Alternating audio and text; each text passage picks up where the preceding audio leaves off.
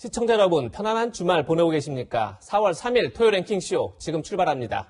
이도훈 문화일보 논설위원, 최영일 시사평론가, 류재화 변호사 나오셨습니다. 어서 오세요. 안녕하세요. 그럼 저희가 준비한 첫 번째 한 랭킹 바로 만나보시죠. 높은 사전 투표율, 결집이냐, 심판이냐.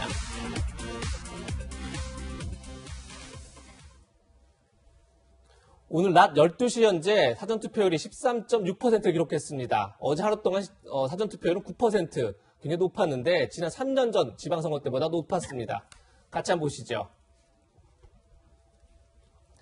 지난 3년 전 2018년도 6.13 지방선거 때 전국 사전투표율은 8.77%였습니다. 그런데 어제 서울과 부산의 사전투표율은 9.14%로 3년 전보다 더 높았습니다.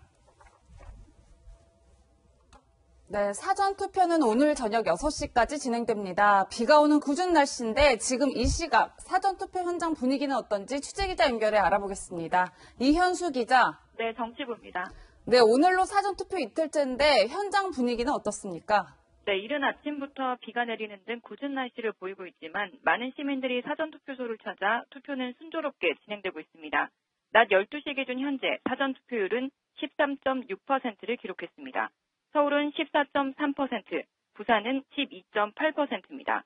3년 전 지방선거 당시 같은 시각 12.9%를 기록했던 것과 비교하면 투표율이 다소 높게 나타나고 있는데요.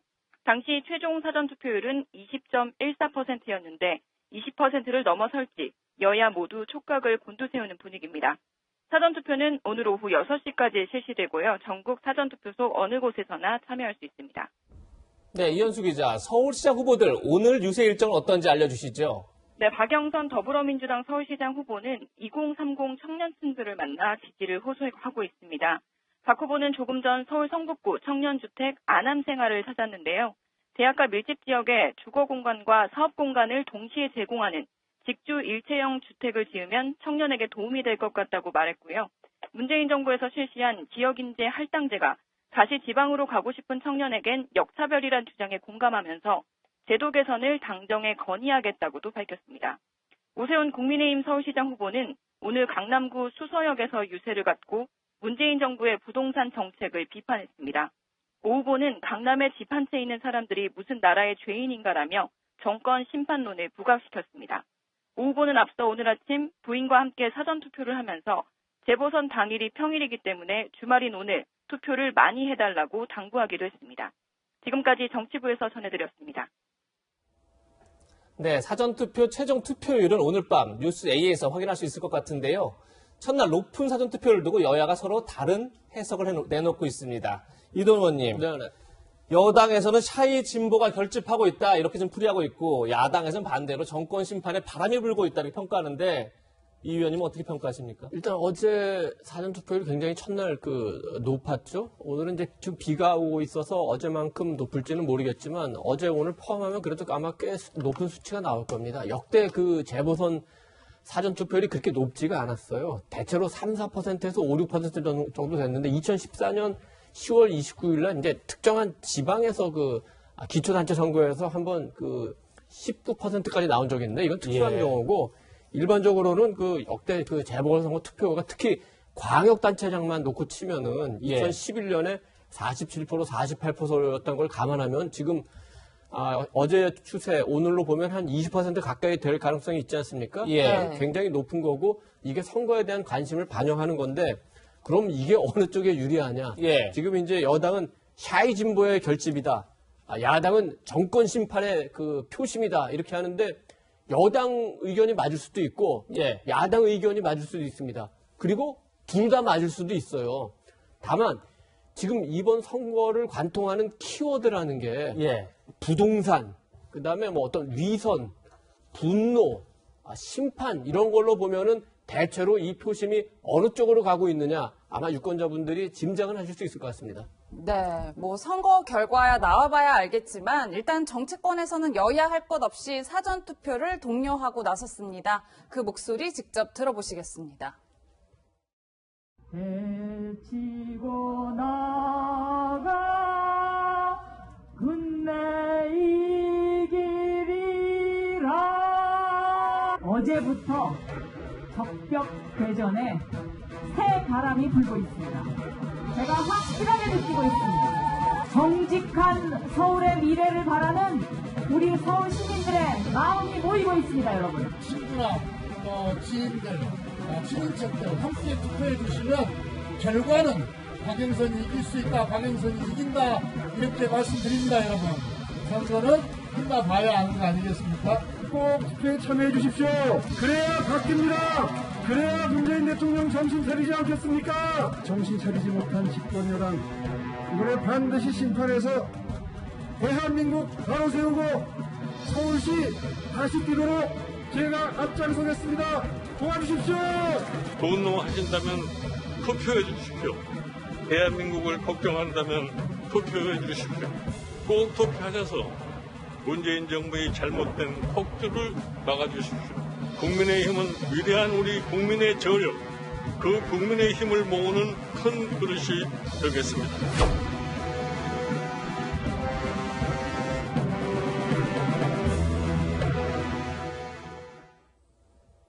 네, 그제부터 새롭게 실시하는 여론조사는 선거법상 공표를 할 수 없는데요. 그래서 깜깜이 선거운동 기간이다 이렇게 표현하기도 합니다.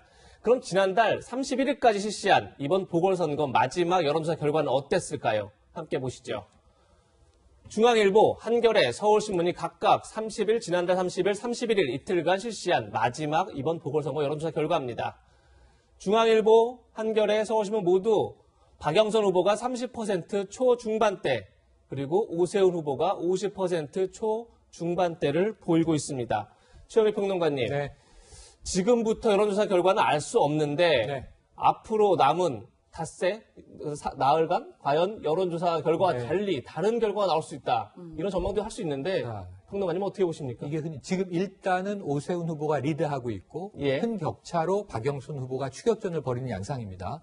사흘 전 4월 1일부터 이 여론조사는 터널에 들어갔습니다. 이제 개표될 때까지 알 수가 없어요. 그렇죠. 그럼 지금 박영순 후보 입장에서는 이 터널 안에서 크로스를 일으켜야만 이기는 거예요. 그렇죠. 근데 여기서 이제 남은 변수가 뭐냐? 아까 적벽대전에 새바람이 불고 있다. 우리가 이제 중국 고사에서 보지만 이 격전의 날 바람의 방향이 바뀌어서 이 승기를 잡았던 쪽이 오히려 패하고 위기에 몰렸던 쪽이 승하는 그런 이제 역사적인 사건인데, 자, 문제는 그런 일이 일어나려면 변수가 지금 아마 박영선 후보 캠프 쪽에서 기대하는 거는 첫 번째, 예. 내곡동 의혹 문제가 좀 국민들에게 확산됐으면 좋겠다. 예. 그래서 어제 긴급 기자회견까지 한 거예요. 그 두 번째는 뭐가 있냐면 이 LH 사태에 대한 국민들의 분노가 좀 잦아들었으면 좋겠다.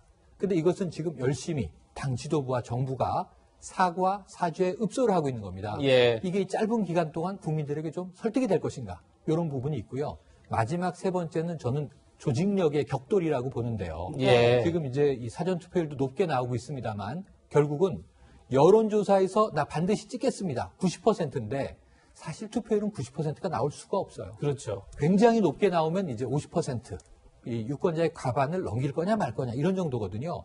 그럼 결국 투표장에 가서 찍은 쪽은 어느 쪽 지지층이 더 많으냐, 머리수 싸움이에요. 예. 그래서 지금 양쪽 다 사전투표도 독려하고 가주십시오 하는 건데 우리를 지지하는 유권자들이 가주십시오라는 이야기인 거죠. 결국 뚜껑을 열었을 때 어느 쪽 지지층들이 더 투표장으로 많이 몰려갔느냐. 네. 결국은 이 지지층의 투표 행위의 이 결정적인 마지막 변수, 이 세 가지 정도가 결합해서 결론이 나올 거라고 봅니다. 네. 상황이 이런 가운데 어제 박영선 민주당 후보 측은 내곡동 의혹과 관련해 오세훈 국민의힘 후보의 사퇴를 촉구하며 중대 결심을 예고했습니다. 목소리부터 들어보시겠습니다. 공직자가 갖춰야 될 최소한의 기본 덕목이 정직성입니다. 정직이 뒷받침되지 않으면 그의 시정행위를 어떻게 우리 시민들이 믿고 따를 수 있겠습니까? 이 문제에 있어서 오세훈 후보는 심각한 하자를 드러낸 것입니다. 저희들이 사퇴를 요구하는 것은 정치 공세가 아닙니다. 본인의 입으로 자신의 결백을 주장하면서 그렇게 말하지 않았습니까? 상황에 따라서는 중대한 결심도 배제할 수 없다는 말씀을 분명하게 드립니다. 방금 말씀하신 상황에 따라 중대 결심이 어떤 부분이 두고 보십시오. 네, 변호사님 뭐 같이 영상 보셨지만 기자의 질문에 두고 보시라면서 굉장히 의미심장한 답변을 했는데 많은 분들이 굉장히 궁금해하고 계세요. 네. 일단 뭐 진중권 전 교수는 자신의 SNS에 이런 거를 남겼더라고요. 그러니까 한마디로 박영선 후보가 사퇴하는 것 아니냐, 이것이 중대 결심 아니냐 이런 해석을 했는데 변호사님은 어떻게 전망하고 계세요?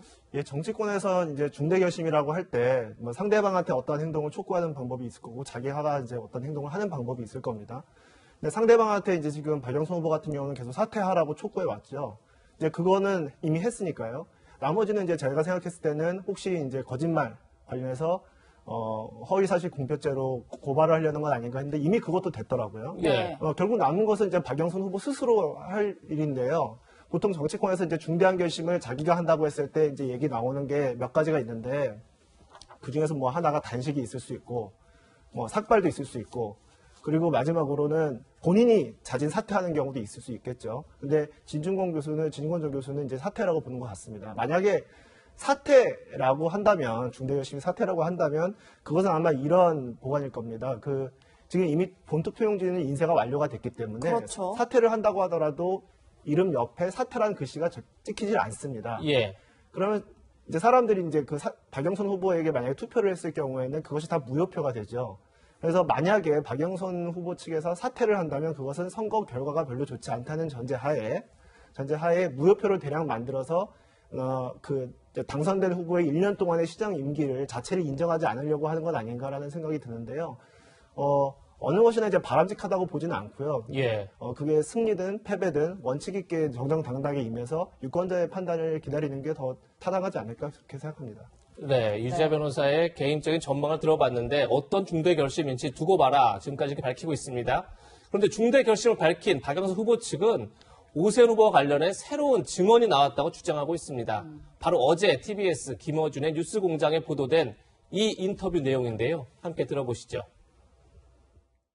경작인 김 선생은 2005년 6월 측량이 있었던 날 오세훈 후보 장인 그리고 오세훈 후보와 함께 식당에서 생태탕을 먹었다고 주장하고 있는데 혹시 그날 기억하십니까? 네, 오셨어요. 기억해요. 예. 김 씨도 왔고 오세훈 후보도 직접 보셨습니까? 예. 잘생기셔가고 눈에 띄어요.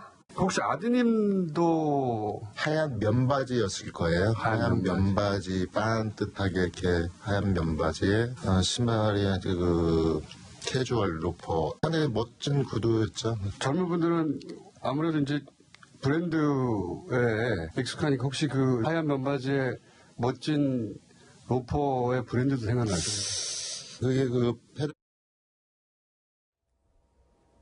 네, 2005년 6월 달에 오세훈 후보가 내곡당 현지 토지 측량 현장에 왔느냐 이게 논란이 되고 있는데 당시 경작인에 이어서 생태탕집 식당 주인도 오세훈 후보를 봤다 이렇게 지금 증언을 하는 그런 내용인데 이돈 의원님. 네. 과연 16년 전 기억을 두고 과연 정확할 수 있느냐 이런 논란도 있는 것 같은데 저 지금 새로운 증언 어떻게 보고 계십니까? 우선 이 지금 내곡동 땅 문제의 본질은 불법이 있었느냐. 오세훈 후보가 서울시장 당시에 어떤 본인의 권한을 이용해서 이익을 본 것이 있느냐, 내부 정보를 이용한 것이 있느냐, 이런 게 이제 본질이 되겠습니다.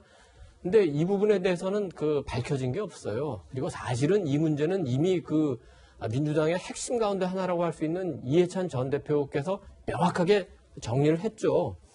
내곡동 측량에 오 시장이 참여했어도 그건 이해 충돌이 아니다. 그리고 다른 사람 피해 준 것도 아니고 무슨 투기한 것도 아니다. 이렇게 말끔하게 정리를 했습니다.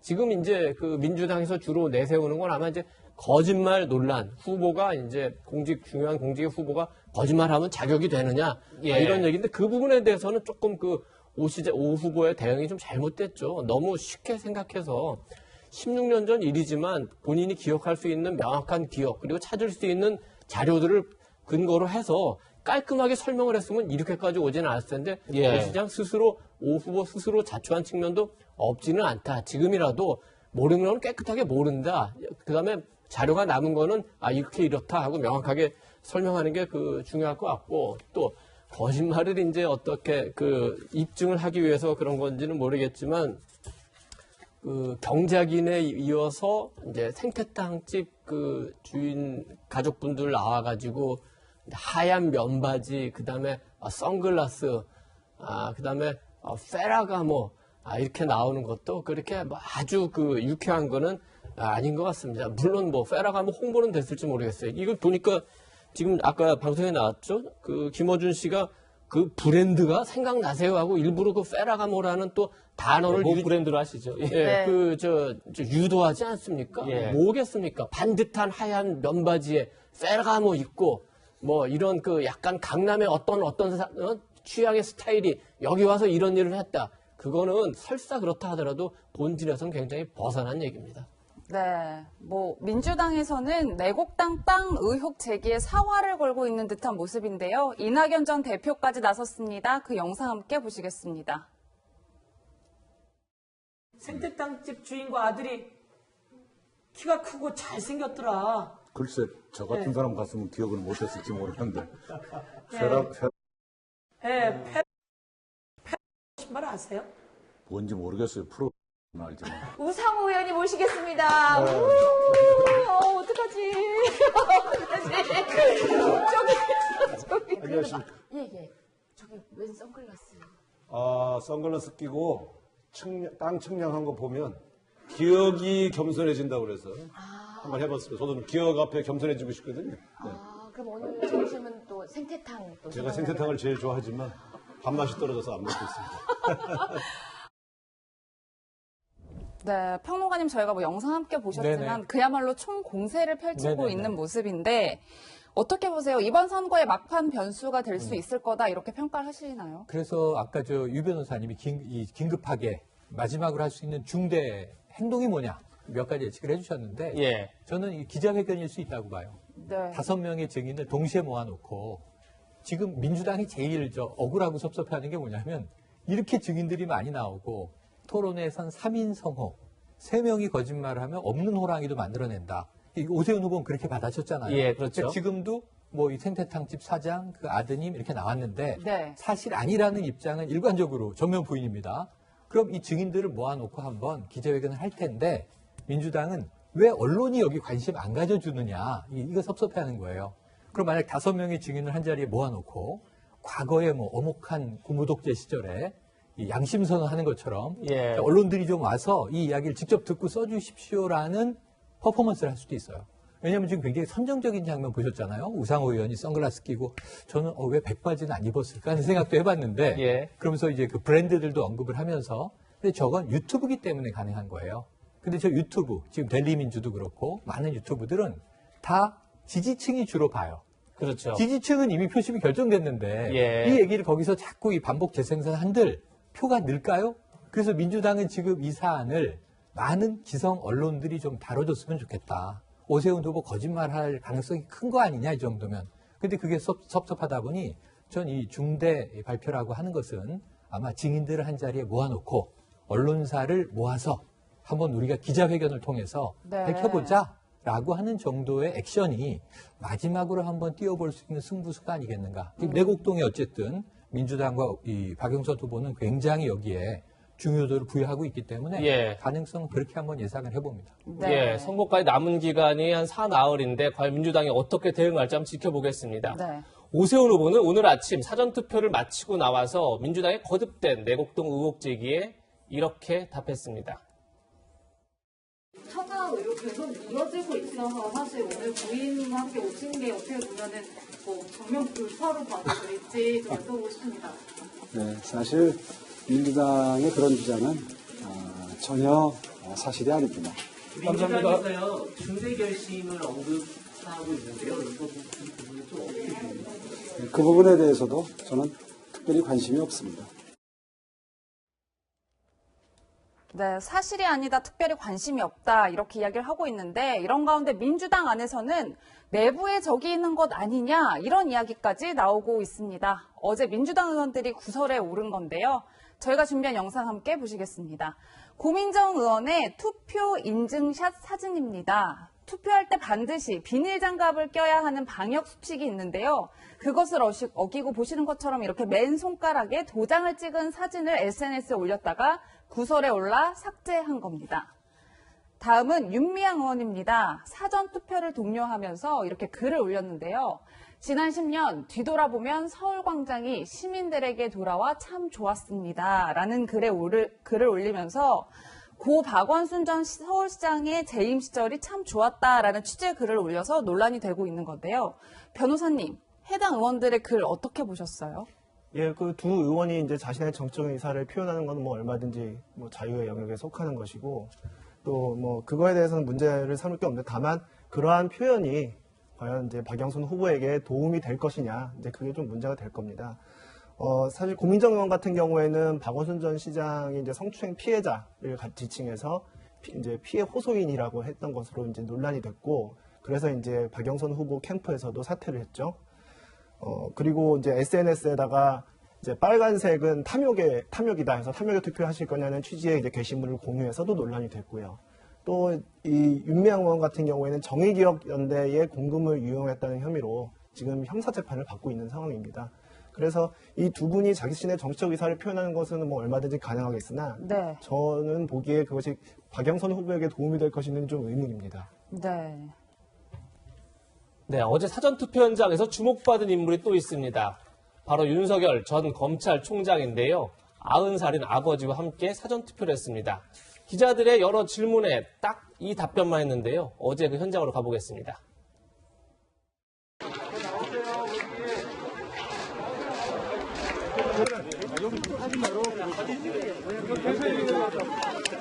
재보궐선거 사전투표 선택하셨는데 첫 공식 일정으로 혹시 이유가 있으신지 한 말씀 부탁드립니다. 투표장에 보통 부인분들과 많이 오시는데요. 오늘 부친분과 함께 오신 이유가 있을까요? 보시다시피 아버님께서 기력이 정답지 않습니다. 사태 이후에 행보에 대해서 검찰 내부에서 정치적 중립성에 대한 비판이 나오고 있습니다. 사실 말씀해 주시는데 대권 행보로 해석해도 괜찮을까요? 사전투표 마치셨는데 소감 한 말씀 부탁드립니다. 추후에 입당이라든지 정치적인 본격적 행보를 언제쯤 보이실 예정이실까요? 네, 윤 전 총장은 사전투표하러 가겠다 이렇게 기자들에게 공지까지 했는데 정작 정치와 관련된 질문에는 아무런 답변을 하지 않았습니다. 물론 그 이유를 두고 지금 공직선거법 제58조 2에 사전투표소 또는 투표소로부터 100m 안에서 투표 참여를 권유하는 행위 자체를 금지하고 있기 때문에 정치적 발언을 하기가 참 어렵다 이런 해석도 나옵니다. 이동 의원님. 네. 물론 이제 투표소 앞에서 투표 참여를 얘기하다 보면 당연히 이제 정치적 발언을 하게 되고 그러다 보면 이제 또 정치적 논란에 휩싸일 수 있고 그러다 보니까 말을 아낀 것 같긴 한데 그런데 저 자체가 정치적 의미를 갖고 있다 뭐 이런 해석도 나옵니다. 어떻게 보십니까? 우선 어제 메시지를 내지 않은 거는 원래는 이제 메시지를 좀 내고 싶었던 것 같습니다. 특별한 메시지가 아니고 본인이 사전투표 했으니까 투표 열심히 하자는 정도의 메시지는 내려고 했는데 네. 막상 부친 댁에 가보니까 부친 댁하고 선거 투표소가 있는 주민센터하고 거리가 100m가 안 되는 거예요. 네. 그러면 아까 우리 이 앵커가 얘기했지만 100m 안에서는 메시지를 내면 선거법 위반 소지가 있는데 그걸 또 일부러 부친 댁을 또 지나서 100m 더 가가지고 또 할 수도 없지 않습니까? 그래서 아마 그냥 투표 행위 자체로서 메시지를 보인 것 같고 사실은 본인이 투표로 반격하자고 얘기를 했기 때문에 투표를 하는 거를 보여주는 게 가장 중요하죠. 나는 말을 하면 지킨다. 말과 행동이 같다. 말과 행동이 다른 지금 그래서 비판받는 문정권과는 다르다 이런 걸 보여줄 수 있겠죠. 어쨌든 메시지는 내지 않았지만 지금 자기 대선 지지율이 굉장히 높기 때문에 저런 투표 하나만 해도 지금 여러 가지 정치적인 해석은 나오는 거죠. 일단 90이 넘은 연로한 부친을 모시고 투표하는 것 자체가 90 넘은 부친도 투표하시는데 우리 젊은이들 다 더 투표합시다 이렇게 독려하는 측면도 있고 또 부친이 마침 또 충청도 분이시니 고향이 이제 논산이니까 아무래도 지역적으로 충청도 분들이 굉장히 관심이 많고 지금 뭐 야권에서 흘러나오는 얘기로는 지금 충청도 분들이 윤석열이 충청도랴 뭐 이런 얘기까지 나온다고 하니까 그런 메시지도 있는 것 같고 또 본인은 서초동에 살지만 아버님은 지금 남가자동 서대문 아닙니까? 네. 서초동은 굉장히 야권이 우세한 지역이죠. 그렇지만 서대문은 굉장히 좀 여권이 지금까지 우세했다는 그런 지역이기도 하고 이런 여러 가지 복합적인 메시지가 있기 때문에 예. 어제 굳이 말로 하지 않아도 뭐 제시할 메시지는 다 제시했고 지금은 뭐 윤석열 전 총장의 지지율이 높다 보니까 꿈보다는 해몽이 좋은 상황이 계속 이어지고 있는 것 같습니다. 네, 뭐 위원님의 그 개인적 평론을 저희가 들어보긴 했는데 앞서 지적하신 대로 윤 전 총장이 언론과의 인터뷰에서 이런 얘기를 했더라고요. 이번 재보궐선거는 상식과 정의를 되찾는 반격의 출발점이다. 이런 취지의 인터뷰를 해줬는데 앞으로 선거 이후에 윤 전 총장의 행보를 어떻게 보세요? 그러니까 어제 투표장에서는 연로하신 부친을 모시고 갔다 오고 아까 말씀하신 대로 묘하게 또 100m 안에 부친댁이 들어와 있고 예. 그 저는 날카로운 한마디 준비했으면요. 예. 슈퍼에 생수를 사러 가는 척하고 100m 밖으로 나가서 예. 한마디 하고 왔어야 된다고 봐요. 거의 뭐 2-30m가 문제가 되겠습니까? 예. 한마디 해야지. 그런데 문제는 이미 정치적인 메시지를 던진 거예요. 네. 이 투표는 반격의 출발점이라고 얘기를 했어요. 이게 시작이에요. 본인이 시작한 건 아니지만 이제 이 정권에 분노한 야권 지지층의 이 격한 바람이 불기 시작했다. 그럼 출발점이 있으면 종착점이 있어야 되는데 종착점은 누구냐? 자신이다라는 얘기예요. 이 출발점을 굳이 언급을 하면서 정치 행보를 시작했는데 출발 이후의 종착은 정권 교체 아니겠습니까? 야권의 희망이라고 한다면 자신은 야권의 그 지지와 열망을 오롯이 받는 1위의 대권 주자잖아요. 예. 그러면 자 이제 시민들이 시작했으니 나는 이 정권 교체를 향한 열망에 종지부를 찍겠다. 나를 지켜봐 주십시오라고 이미 재보선에 저는 아주 야권에 대해서는 깔끔한 메시지를 던졌다고 보고 그럼 재보선의 결과 승패는 우리가 모릅니다. 뚜껑을 7일날 밤에 열어봐야 되지만 예. 그 결과에 따라서 지금 윤 전 총장에게는 시나리오 A, 시나리오 B, 시나리오 C가 저는 준비되어 있을 거라고 봐요. 서재의 책상을 가보면 예. 틀림없이 있을 거예요. 제 개인적인 추정입니다만. 네. 그러면 그중에 선거 결과에 따라서 어떤 플랜을 가동할 것이냐. 저는 이 5월이 채 오기 전에 4월 내라도 공식적인 정치 행보는 시작될 수 있다. 이렇게 예상을 해봅니다. 네. 지금까지 재보선 소식 짚어봤습니다. 그럼 저희 다음 두 번째 한랭킹 지금 만나보시죠. 저희가 준비한 두 번째 한랭킹은 문재인 정부 부동산 정책 우왕좌왕입니다. 임대차와 관련된 어떤 제도에 큰 변화가 있었기 때문에 안정화하려고 노력하고 있고 그렇게 세입자분들의 바람에 부합하는 법안을 또 내보려고 합니다.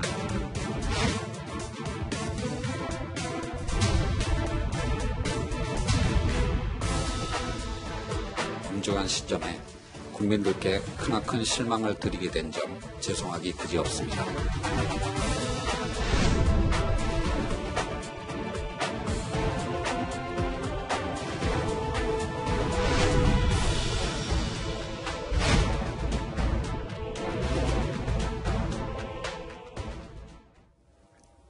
네, 이번 주 가장 주목받은 뉴스는 여권의 부동산 정책 내로남불이 아니었나 싶습니다.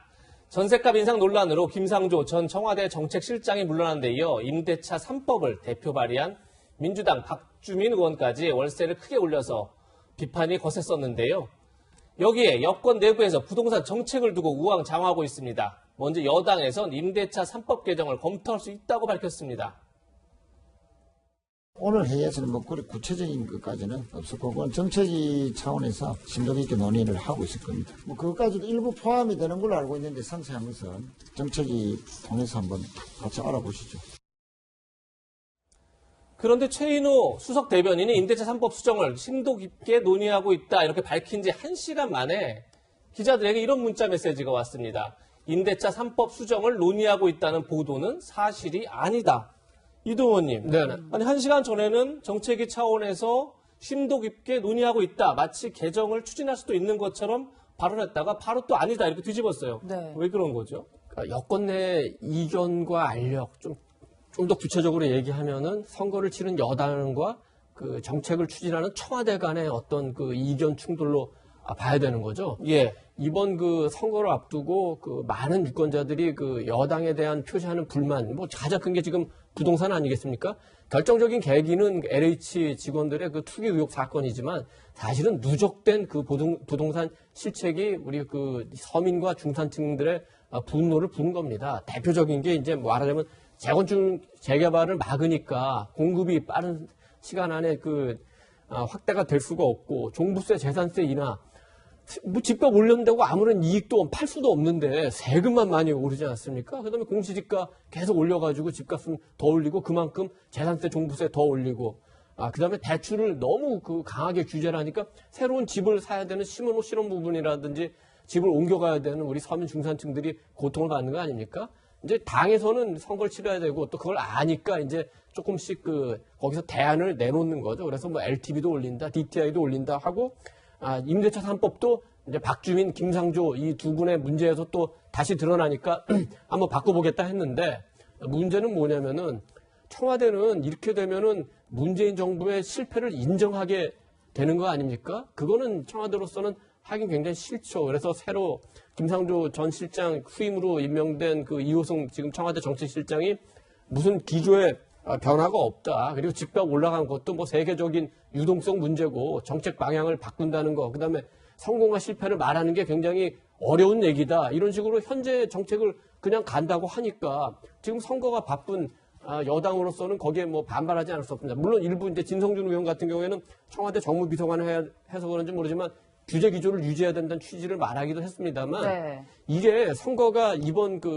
재보궐선거뿐만 아니라 내년에 대선도 있지 않겠습니까? 예. 그래서 앞으로 대선을 치러야 되는 여당 쪽으로 좀 더 무게가 실리고 지금은 아마 문재인 대통령의 체면이나 문 정권의 체면보다는 여당의 선거 승리 이쪽으로 여권의 무게추가 어쩔 수 없이 갈수록 올라갈 가능성이 큽니다. 네, 뭐 앞서 언급해 주셨지만 여당 내에서도 정부의 부동산 정책을 두고 같은 날 엇갈린 메시지가 나오기도 했습니다. 함께 들어보시겠습니다. 민주당 좀 혼내줘야 되는 거 아니냐. 네. 회초리 들어야 되지 않느냐. 하여튼 이런 심정이 좀 깔려 있는 거는 그런 건 있다고 봅니다. 대책이 명분보다는 국민 눈높이에 맞는 대책이 필요하다고 보는 거고요. 당장의 정책 효과가 금방 나타나진 않았지만 지금 이제 나타나기 시작하고 있습니다. 이 기조를 유지하고 더 강화해야 되고요. 또 한편으로는 주택 공급 정책을 더 과감하게 해 나가야 되죠. 그래서 지금 이제 세제 부동산 공급 대책이 흔들려서는 안 된다고 생각합니다. 네, 평론가는 일단 집권 여당 내에서조차 다른 목소리를 내고 있으니까 네네. 저희가 어떻게 받아들여야 될지 좀 네네. 혼란스러운 것 같아요. 저는 이 위원님 말씀하신 거의 연장선상인데 약간 좀 다르게 선거가 지금 급박해요. 민주당 그렇죠. 입장에서는. 그런데 지금 사죄하고 읍소했죠. 부동산 정책, LH 사태, 또 당내에서 벌어진 문제들에 대해서 지도부는 뭐 얼굴을 못 들고 있는 상황이죠. 근데 이게 정치적 사과라고 하는 것은 이 김종인 비대위원장이 또 이 공격을 받았어요. 후회한다고 하는 것은 물러나야 된다는 의미 아니냐 이런 얘기까지 들었는데 정책적인 변화를 보여줘야 국민들이 믿지. 그러니까 립 서비스로서의 사과가 뭐가 중요하겠습니까? 그래서 앞으로 정부, 집권 여당은 어떻게 하겠다는 거요? 국민이 물으면 자 그럼 임대차 3법의 문제를 보완하겠다든가 그럼 기류를 바꾸겠다든가 이런 고민을 하는 게 당연해요. 그 수순을 가고 있는데 선거가 목전인데 지금 불리하지 않습니까? 그럼 내부에서 누가 이런 얘기를 했을 거예요. 저는 코끼리는 생각하지 말라고. 유명한 얘기가 있는데 예. 우리 왜 코끼리 얘기만 하고 있는 거냐. 임대차 3법 얘기 또 하면요. 이게 논란이 되면 부동산이잖아요. 결국. 그럼 선거에서 좀 부동산 말고 박영선 후보의 좀 돌봄, 육아 뭐 이런 얘기를 좀 해야 되는데 예. 또 부동산 얘기를 민주당 지도부가 꺼내는 거니까 좀 선거 끝날 때까지만 부동산 관련 이야기를 자제합시다. 내부의 자책골이 지금 계속 나오고 있지 않습니까? 그러니까 그것 때문에 누군가 유명한 책 이야기를 하면서 자, 이 이야기는 나중에 선거 이후로 이렇게 미뤄졌을 가능성이 높다라고 추정해 봅니다. 네. 네, 조금 전 이도원 의원께서 설명해 주셨지만 여권 내에서 이렇게 엇갈린 목소리가 나오는 게 근본적으로 여당과 청와대 입장이 다르기 때문 아니냐 이런 지적이 나옵니다. 김상조 전 정책실장 후임인 이호승 정책실장은 취임 후 첫 브리핑을 가진 그제 집값 폭등 현상이 우리나라만 현상이 아니다. 세계적인 유동성이 풀리고 있고 자산 가격과 실물 가격이 괴리되면서 더 높아지는 현상이 그러니까 세계적으로 나타나고 있다. 네. 그러면서 주택 정책 일관성을 유지하는 것이 굉장히 중요하다. 이렇게 밝혔습니다. 유재 변호사님, 이렇게 되면 재보궐선거 이후에 부동산 정책을 두고 당청 간의 갈등이 심화되는 것 아니냐 이런 지적도 나옵니다. 어떻게 보십니까? 예, 그렇습니다. 지금 앞에서 이제 계속 말씀을 나눴듯이 임기를 잘 마무리해야 되는 청와대 입장과 그리고 이제 보궐선거와 내년 대선을 준비해야 되는 이제 민주당의 입장이 달라서 당청 역학 관계는 지금 점수 달라져가지고 이제 이 정책 기조의 변화도 불가피할 것으로 보이는데요. 방금 이호선 정책실장의 진단만 가지고 보더라도 정책 변화는 불가피해 보입니다. 왜 그러냐면 지금 이제 전 세계적으로 저금리와 확대 재정 때문에 지금 유동성이 그러니까 현금의 유동성이 너무 늘어나서 그것이 이제 부동산 시장으로 유입되는 것은 사실입니다. 하지만 그 외에 지금 현재 부동산 정책이 실패하고 있는 다른 두 가지 원인이 있습니다. 뭐냐면 하나는 현재 그 문재인 정부가 산업구조 조정을 전혀 하고 있지 않다는 거예요. 그러니까 지금 시중에 떠돌아다니고 있는 부동자금이 갈 곳을 찾지를 못하고 있다는 겁니다. 투자처를 찾지 못하고 있다는 얘기예요. 그게 가능하려면 일단 노동시장이 유연화되고 또 동시에 사회 안전망이 강화되는 그런 노동개혁이 필요한데 현 정부에서 노동개혁은 전혀 이루어지지 않았습니다. 오히려 비정규직의 정규직화 혹은 최저임금의 급격한 인상과 같은 그 정책을 통해서 그렇지 않아도 경직된 노동시장이 더 경직되는 경향을 보였거든요. 이제 이런 문제가 산업구조 조정의 실패로 이어졌고요. 또 하나는 아까 이동훈 논설위원께서 말씀하셨겠지만 지나치게 수요와 공급을 이게 개입하는 겁니다. 그러니까 수요 억제 정책에 너무 치중하고 그리고 가격, 임대차 3법에 나왔듯이 가격 자체를 통제하려고 하는 그런 시도들도 있었습니다. 이렇게 반시장적인 부동산 정책이 또 실패로 이어졌거든요. 따라서 이호선 그 정책실장의 분석은 좀 너무 한정되는 것 같은 모습이 보이고요. 그것이 이제 당연히 정책의 변화로 이어질 수밖에 없을 것으로 생각합니다. 네, 부동산 정책에 대한 류 변호사님의 개인적 의견 잘 들었고요. 지금부터는 이낙연 전 대표와 김태년 원내대표가 현 정부의 부동산 정책 실패를 인정하며 공식적으로 사과하는 영상부터 함께 보시겠습니다. 정부 여당은 주거의 현실을 제대로 보지 못했고 정책을 세밀히 만들지 못했습니다. 무한 책임을 느끼며 사죄드립니다. 여러분의 화가 풀릴 때까지 저희는 반성하고 혁신하겠습니다. 더불어민주당이 부족했습니다. 내노남불 자세도 혁파하겠습니다. 더불어민주당에 대한 실망 때문에 과거로 되돌아가서는 안 됩니다. 다시 한번 저희 더불어민주당에 기회를 주실 것을 간곡히 호소드립니다. 도와주십시오. 감사합니다.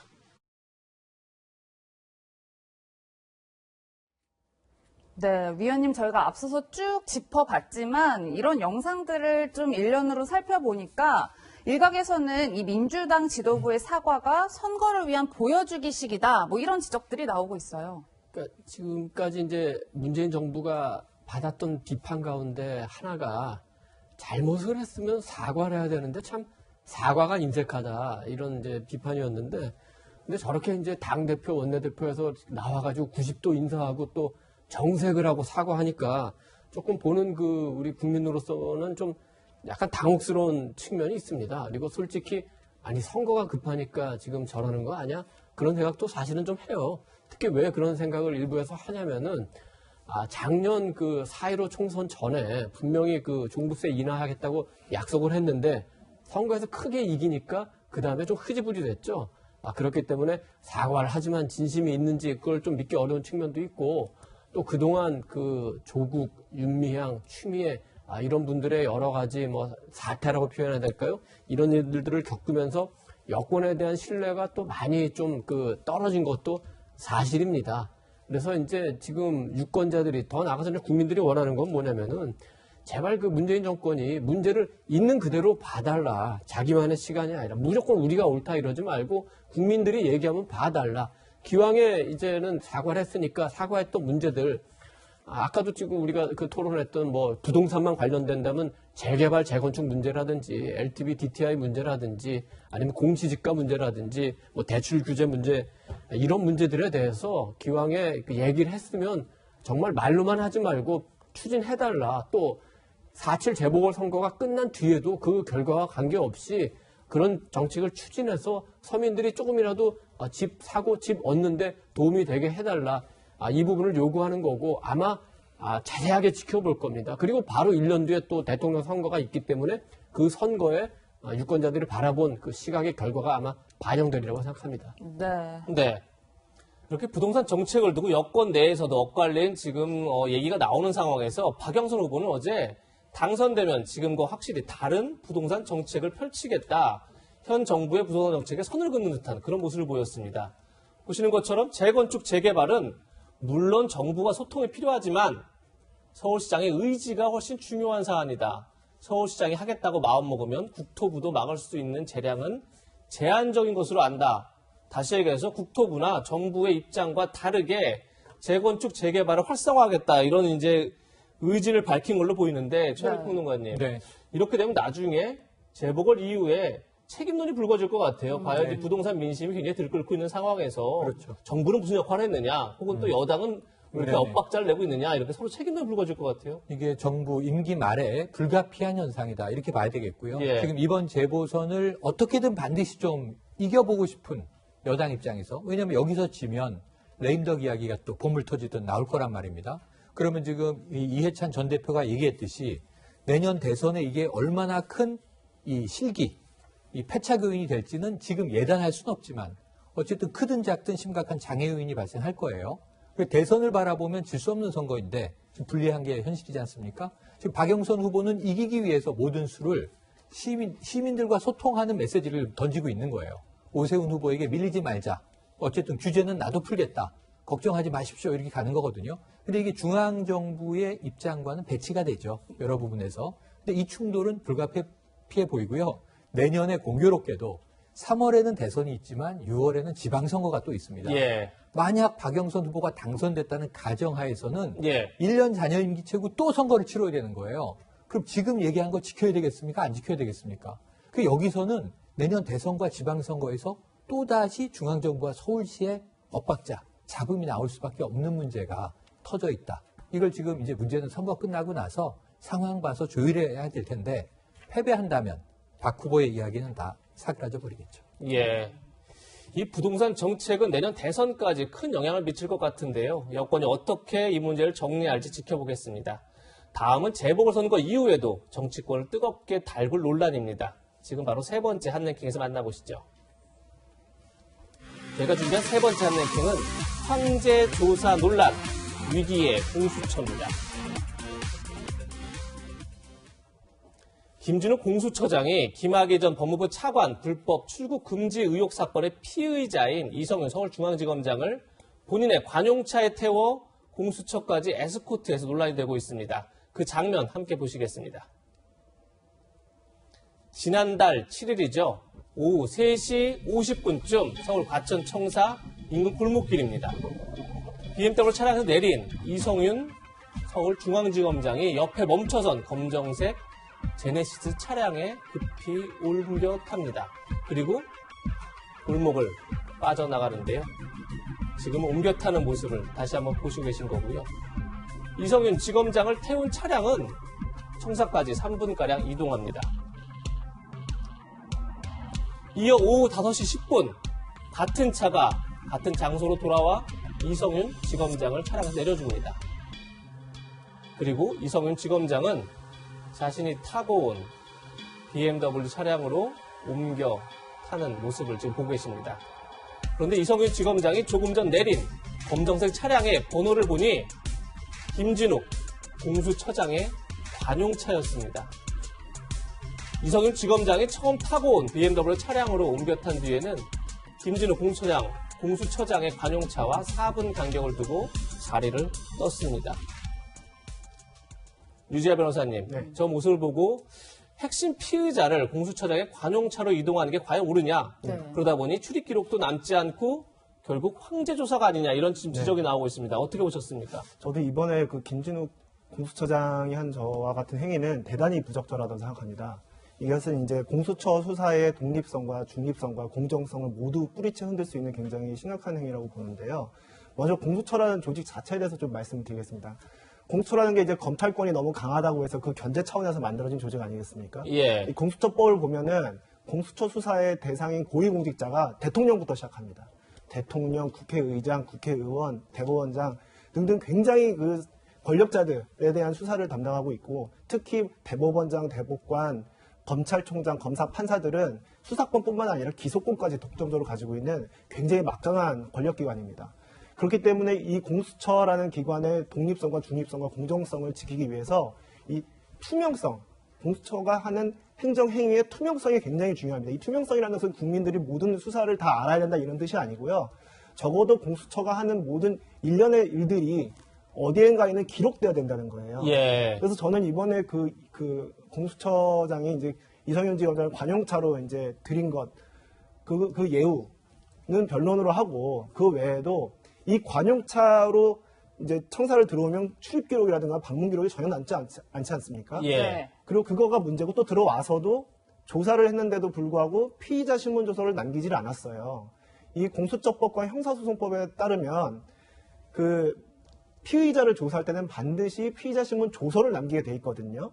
그런데 이제 그 공수처장의 얘기는 뭐냐면 피의자 신문이 아니라 그냥 하나의 면담이었다고 얘기하는데, 어떻게 면담인데 진술거부권 고지를 하고 변호인 선임권을 고지를 합니까? 예. 그래서 저는 굉장히 이례적인 일이라고 보고, 이것이 이제 국민들로 하여금 어떤 장면을 떠올리게 하느냐면, 예전에 우병우 전 민정수석이 검찰에서 이제 조사를 받으면서 팔짱을 끼고 이제 그 수사관들은 이렇게 서 있는 그런 사진이 굉장히 보도돼서 굉장히 국민들이 이제 분노했지 않습니까? 예. 저는 지금 그 장면을 좀 떠올리게 되고요. 이런 식으로 하자면 나중에 설사 공수처 혹은 검찰에서 이성윤 지검장에 대한 어떠한 처분, 그것이 불기소 처분이든 기소 처분이든 그것을 한다고 했을 때 그게 국민들이 신뢰를 할 수 있겠습니까? 그 결과에 대해서.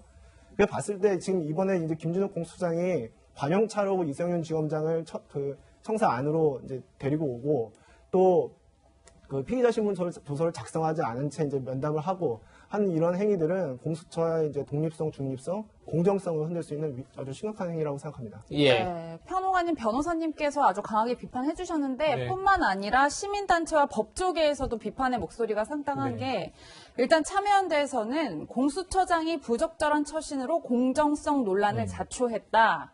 그리고 또 한 변호사 단체는 직권남용이나 청탁금지법 위반에 해당할 여지가 상당하다면서 공수처장을 대검에 고발까지 했다고 하더라고요. 네, 그럼 이제 공수처의 입장은 무엇인가? 왜 저런 행위를 했는가? 그러니까 이게 보안 차원에서 그랬다고 이야기를 냈어요. 네. 김진욱 처장이. 근데 이것을 이제 이 직권남용의 여지가 있는 상황에서 해석을 하면, 여기서 보안 유지가 필요했다는 것은 몰래 만나야 했다, 이렇게 해석이 되는 거잖아요. 왜 몰래 만나야 했는가?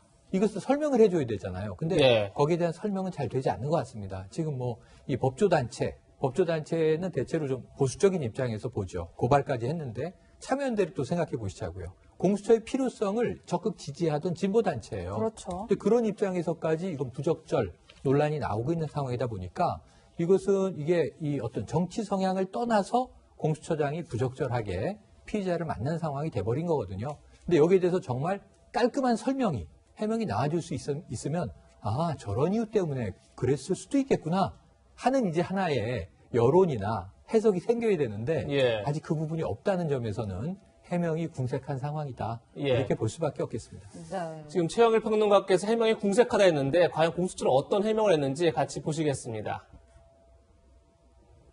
이성윤 서울중앙지검장은 공수처에서 요구한 절차와 방법을 따랐을 뿐이다, 이렇게 밝히고 있습니다. 그런데 김진욱 공수처장은 보안상 어쩔 수 없는 상황이었다. 그러면서 공정성 논란에 더 유의하겠다, 이렇게 밝혔는데, 이도훈 의원님. 네.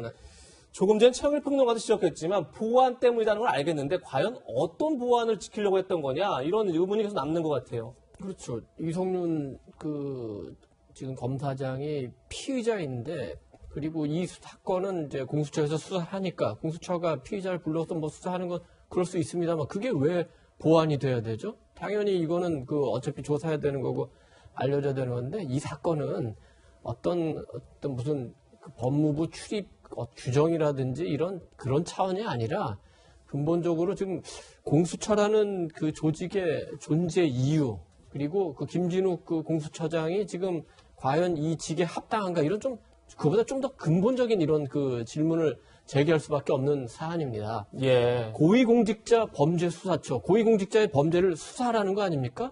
그런데 지금 하고 있는 거는 고위공직자에 대한 수사를 보완으로 하고 뭔가 피의자를 보호하려는 듯한 느낌을 주는데, 지금 이 문재인 정권이 얘기하는 검찰개혁이라는 게 그런 거 하지 말자고 검찰개혁 하자는 거고, 그래서 공수처도 만든 거 아닙니까? 그렇다면 그 취지와는 완전히 거꾸로 가는 거죠. 지금 김진욱 공수처장이 아까 무슨 황제 면담이라는 얘기도 나왔지만 굉장히 부적절한 처신을 하고 있어요. 지금 공수처법에 보면은 22조의 그 정치적 중립, 그 직무상의 독립 규정이 있습니다. 검사가 물론 정치인은 아니지만 이 그 지금 공수처법에 보면 공무원 정치적 중립을 지켜야 되고 직무를 수행하는데 위로부터 어떤 지시나 간섭을 받지 말아야 된다고 했는데 지금 이성윤 그 중앙지검장은 이 정권의 굉장히 그 중요한 인물 아닙니까? 그래서 정치적으로도 굉장히 중요한 인물이에요. 그리고 과연 이 지금 이성윤 지검장을 저런 식으로 조사하는 과정에서 위로부터의 어떤 지시나 간섭이 있지 않았냐 이런 의심도 들기 때문에 이 부분은 어차피 고발도 됐기 때문에 수사를 해야 되고 징계 사유에도 직무상의 의무를 위반하거나 직무를 게을리했을 때 징계받을 수 있기 때문에 이 사건은 단순히 보안을 위해서 이랬다 이렇게 해명하고 넘어갈 문제가 아니라 네. 어차피 지금 이 공익신고인도 고발을 했기 때문에 거기에 대해서 명명백백하게 수사도 이루어지고 만약에 문제가 있다면 처벌도 받아야 될 것 같습니다. 네, 뭐 변호사님 뭐 앞서서도 이제 전혀 기록이 남지 않은 부분 그 지적을 해주셨는데 실제로 검찰이 공수처에 그 이성윤 지검장의 공수처 내 동선이 담긴 CCTV를 좀 보존해달라 이런 요청을 했다고 하는데 이건 어떤 의미가 있다고 저희가 봐야 될까요? 네, 일단 이게 그 김학의 전 차관의 이제 그 불법 출국 금지 사건을 애초에 신고했던 공익 신고인이 있지 않습니까? 그 신고인이 권익위 신고를 했는데요. 최근에 이제 요 사실이 알려진 다음에 그 신고인이 김 처장과 그리고 공수처 차장 그리고 당시 이성윤 지검장과의 조사에 동석했던 사무관을 상대로 허위 공문서 작성죄 혐의로 고발을 했습니다. 근데 뭐냐면 왜 허위 공문서 작성이냐면 아까 피의자 신문 조서는 작성하지 않았다고 말씀을 드렸고요. 대신에 언제 출입했고 언제 끝났는지, 그러니까 언제 수사가 시작됐고 언제 끝났는지 그 수사 과정을 기록한 수사 보고서는 남겼거든요. 근데 그것에 그 신빙성이 의심된다. 혹시 허위 아니냐라는 의심을 갖고 이제 공익신고인이 검찰에 고발을 한 건데요. 그것을 확인을 하려면 그 청사한 내 CCTV를 봐야 합니다. 언제 들어갔고 언제 나왔는지 그 동선이 확인돼야 그것이 허위인지 진실인지를 알 수 있거든요. 그런 차원에서 이제 검찰이 협조 공문을 공수처로 보낸 것 같고요. 지금 4월 7일 이후에는 그 해당 CCTV 자료가 삭제될 수가 있다고 하는데 네. 제 생각에는 공수처 입장에서 그것을 제공하지 않지는 않을 것 같습니다. 보존해서 나중에 협조를 할 것 같습니다. 왜냐하면 삭제된 다음 삭제되어 버리면 보존하지 않았다 삭제되어 버리면 공수처의 신뢰가 또 한 번 흔들리게 되기 때문에 제 생각에는 뭐 그 공수처가 해당 자료를 잘 보존하고 있을 것 같습니다. 네. 네. 그런데 이성윤 지검장을 태운 관용차의 운전사가 운전기사가 아니라 공수처장의 5급 비서관이다. 그래서 또 한 번 논란이 되고 있습니다. 지금 보시는 것처럼 이성윤 중앙지검장이 차를 탔는데 그 차를 그러니까 김진우 공수처장의 제네시스 관용차를 운전한 게 5급 비서관이다. 이런 논란인데 왜 논란이 되고 있냐면 5급 비서관이 지난해 4월 변호사 시험에 합격하고 지난 1월달에 올해 1월달에 김진우 공수처장의 비서관으로 특별 채용이 됐습니다. 그런데 이 비서관의 부친이 2018년 울산 울주군수 선거에 더불어민주당 후보로 공천을 신청했다가 탈락했다. 그리고 이 부친은 추미애 전 장관과 한양대 법대 동문이자 사법연수원 14기 동기다. 그러다 보니 특별 채용이 아니라 특혜 채용 아니냐 이런 의혹이 하나 제기되고 있는 겁니다. 여기에 대해서 추미애 전 장관은 제 모교 한양대는 수십만 졸업생을 배출한 학교다. 동문의 자제분이 공직에 취직하면 제가 다 알아야 하고 영향력을 행사할 수 있느냐 이렇게 전혀 사실 무근이다. 반문하고 반론을 제기하고 있습니다. 그리고 공수처에서도 특혜 채용은 전혀 사실이 아니다 이렇게 밝히고 있는데 최일 평론가님 네. 그럼에도 과연 왜 관용차를 그냥 운전기사에게 운전해서 모셔와라 이렇게 될 것을 굳이 또 5급 비서관을 보냈느냐 이것도 또 논란이 되고 있어요. 자, 우선 뭐 추 전 장관의 이야기가 절반은 맞아요. 예. 어떻게 뭐 특정 대학 출신이 동문을 다 할 수 있겠습니까? 그렇죠. 그런데 문제는 사법연수원 14기 동기면 모르기가 힘들죠. 근데 여기서 또 친하냐 친하지 않느냐 이건 논의의 문제예요. 예. 그래서 요거 이제 의혹은 의혹인데 팩트는 더 깊이 확인돼야 할 대목이 있는 것이고. 예. 자, 문제는 그럼 왜 5급 비서관이 관용차니까 이 전용 운전기사분이 계실 텐데 왜 5급 비서관이 운전했느냐. 이거는 제가 보기엔 김진욱 처장이 밝힌 논리적 일관성에서 크게 위배되진 않아요. 왜? 보안을 유지해야 했기 때문에 밖에서 관용차로 모셔왔다. 예. 출입 기록이 남지 않았다. 그런데 문제는 직원이 운전하면요. 만약에 이게 나중에 조사든 수사든 들어가서 자, 이런 일이 있었습니까? 그럼 이분은 있었다고 얘기해야 돼요. 근데 5급 비서관은 처장에 밀착돼 있는 최측근 참모지 않습니까? 그러니까 나중에 답하지 않겠다. 노코멘트. 묵비하겠습니다. 그럴 수도 있는 거죠. 이 사안에 대해서. 그러니까 예. 결국은 차량만 관리하면 뭐예요? 운전사를 통제할 수 있어야지. 그래서 보안 유지의 측면이라는 점에서는 저는 관용차를 보내고 특별히 5급 비서관이 운전해서 이 지검장을 모셔오도록 했다. 이 부분에 대해서는 논리적인 일관성은 있는데 다시 원천적인 질문으로 돌아갑니다. 왜 그래야 했느냐? 이게 아직 해명되고 있지 않습니다. 네. 그럼 지금부터는 다음 한 랭킹 만나보도록 하겠습니다. 한국이 중국의 소폭, 황당한 식약처입니다. 최근 온라인을 통해 중국의 한 김치 공장에서 비위생적으로 김치가 만들어지는 과정을 담은 영상이 퍼지면서 논란이 됐었습니다. 그 영상부터 먼저 보고 이야기 나누겠습니다. 네, 중국의 한 김치 공장입니다. 누런 물이 가득한 커다란 구덩이 안에서 배추가 이렇게 가득 담겨 있고요. 이 우두슬 탈의한 남성이 물에 들어가서 배추를 휘저으면서 소금물에 절이고 있는 모습 함께 보고 계십니다. 옆에 보시면 이렇게 녹슨 포크레인이 보이고요. 이 포크레인으로 배추를 옮기는 모습도 포착됐습니다. 평론가님, 이 영상 때문에 네. 한 식약처 직원의 발언이 굉장히 논란이 되고 있는데요. 네네. 제가 그 발언을 좀 소개를 해드릴게요. 보시면 중국이라는 나라가 선진국이면서 좀 거대한 나라다. 옛날로 치면 한국이 속국이고 중국에서 보면 속국에서 그러니까 중국의 제조업소를 관리하라 그러면 기분이 좋을까요? 별로 좋지 않지. 뭐 이런 네네. 취지의 답변을 했다고 하는데 주정확히 좀 글자만 봐서는 굉장히 황당한 답변인데 어떤 사연이 있는지 좀 정리를 해주세요. 자, 이제 저 영상이 국내에서 충격을 줬잖아요. 그렇죠. 중국에서 김치를 제조하는 업체인데 우선 비위생적이라는 점에 놀랐고 저런 식으로 김치 공장, 국내에는 저렇게 되는 김치 공장은 존재하지 않을 거고요. 없죠. 아마 저 영상 나가면 바로 문 닫게 됩니다. 이런 문제죠. 그런데 이제 그 식약처, 여기에 공무원입니다. 그러니까 뭐 매체가 취재하는 과정에서 이러한 이야기를 듣고 저는 어느 매체의 기자라도 이런 이야기를 들었으면 깜짝 놀랐을 것 같아요. 그런데 약간 이제 이 말이 축약되고 비약은 있어서 이 공무원 입장에서의 뭐 해명할 여진이 있어요. 그러니까 옛날 조선시대, 고려시대 이럴 때는 중국의 파워에 우리나라가 속국처럼 그냥 압제당했던 때가 있습니다. 네. 침략도 받았고요. 조공도 바친 역사가 있고요. 심지어는 또 이제 왕족이 끌려갔던 역사들도 있습니다. 예. 자, 이제 그런 역사를 언급하면서 옛날에는 우리가 중국의 속국처럼 역사적인 위치가 있었던 때가 있는데 지금은 이제 사실은 바뀌었다는 얘기예요. 동등할 뿐만 아니라 우리가 더 우위에 있는 부분도 있어서 김치를 중국에서 만들어다 먹어야 되는 상황이니까. 근데 우리나라에 중국의 김치가 들어오려면 우리나라의 인증을 획득해야 되는 겁니다. 네. 그러니까 중국의 입장에서는 옛날에는 속국이었는데 이걸 다시 수출하려고 하니까 감나라 배나라 하고 따지는 게 많아서 아주 귀찮네. 이런 생각을 할 수도 있지 않느냐라는 추정인데 자, 첫 번째. 이게 왜 수백 년의 역사를 거슬러 올라가야 되는 문제예요. 그렇죠. 저는 이 공무원분이 참 이 세계관을 보는 시각이 너무 호흡이 길어요. 아무 의미 없는 옛날 이 조공의 역사를 끌어온 것은 지금 이 비위생적인 김치 제조 생산과는 아무 문제가 없고요. 예.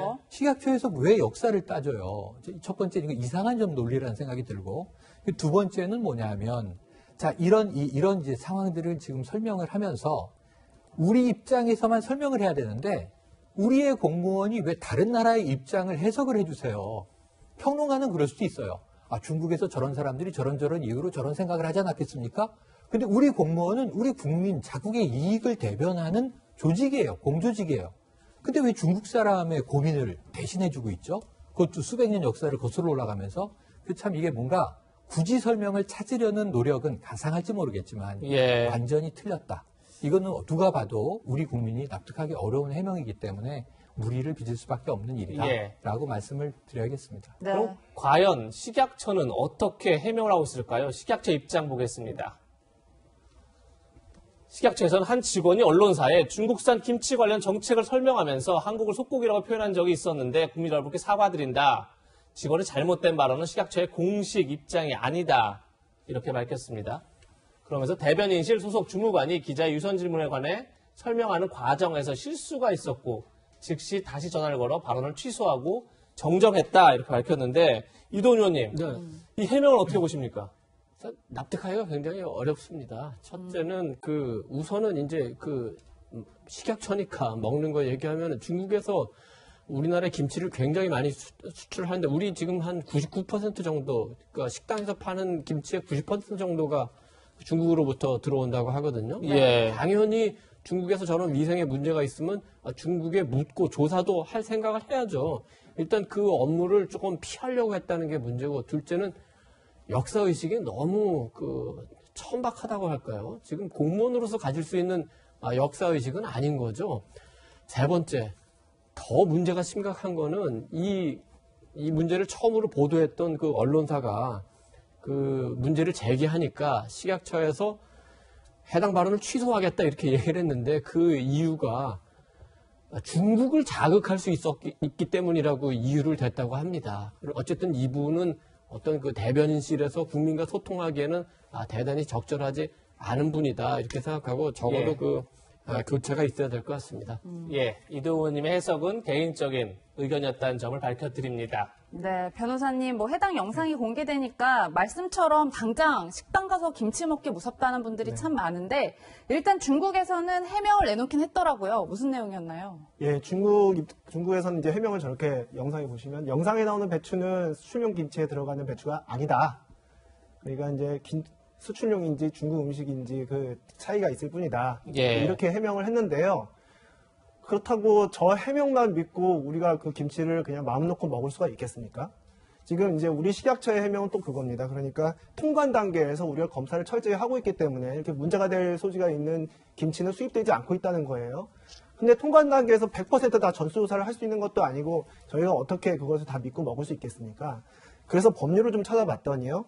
수익식품안전관리특별법에는 이제 요런 사건에서 통관 단계 그 이전에 수입 전부터 그 해당 수출국에 개입해서 저희가 그 김치의 안전성을 검증할 수 있는 자료가 있습니다. 예. 그게 이제 그런 해외 제조업소를 현지 실사하는 건데요. 현지 실사를 요청해서 거부하면 수입 중단 조치까지 할 수 있어요. 이런 부분까지 식약처가 두루 고민해서 국민의 건강을 위한 어떤 행정을 해줬으면 좋겠습니다. 예. 네, 대담은 여기서 마무리하겠습니다. 세 분과는 여기서 인사드리겠습니다. 고맙습니다. 네, 오늘은 특별하게 재보궐선거 투표가 시작됐고 또 내년 대선이 1년도 남지 않은 상황이어서 정치 원로에게 복잡한 전국 현안에 대해 해답을 구하는 인터뷰 시간을 가졌습니다. 점점 깊어가는 진영 갈등 과연 해소할 수 있을까요? 지금 만나보시죠.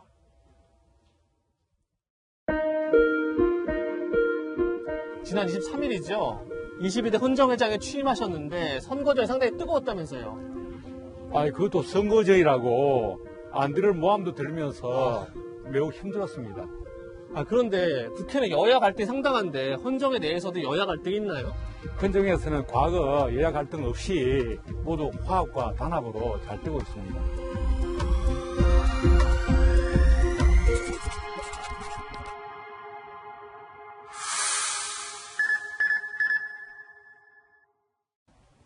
네, 그럼 바로 정치 현안에 대해서 여쭙겠습니다. 선거 때마다 퍼주기 경쟁 논란이 항상 일어나고 있는데요. 박영선 후보는 당선되고 나면 전 시민들에게 재난지원금 10만 원을 지급하겠다 이렇게 밝혔고요. 오세훈 후보도 경선 기간에 전 시민들에게 스마트워치를 제공하겠다 이렇게 밝혔습니다. 선거를 많이 치러보신 정치 원로로서 이런 퍼주기 경쟁 어떻게 보고 계십니까? 이 퍼주기 경쟁은 절대로 안 됩니다. 이 유권자들에게 표를 얻기 위해서 공약 남발을 하고 있는데 특히 그중에 선심 공약 남발, 현직 선거법 위반이 되는 내용입니다. 선심서 공약 남발이요? 예. 사전에 뭘 주겠다, 돈 주겠다 이건 특칙은 안 될 내용인데 그렇게 남발하겠다는 있을 수 없는 일입니다. 문재인 대통령은 취임사에서 저는 강히 약속드립니다. 2017년 5월 10일 이날은 진정한 국민 통합이 시작된 날로 분열과 갈등의 정치도 바꾸겠습니다. 그런데 최근 진영 갈등, 진영 논란이 점점 더 심해지는 것 아니냐 이런 우려가 커지고 있습니다. 과연 이 진영 갈등 해결할 방법이 있을까요?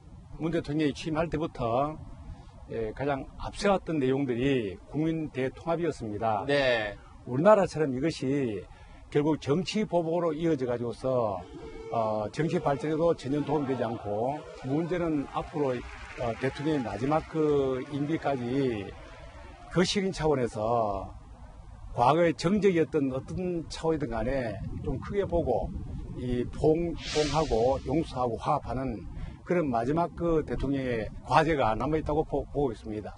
포용과 용서하는 과제가 그렇죠. 남아있다 예. 이런 말씀이시죠. 예.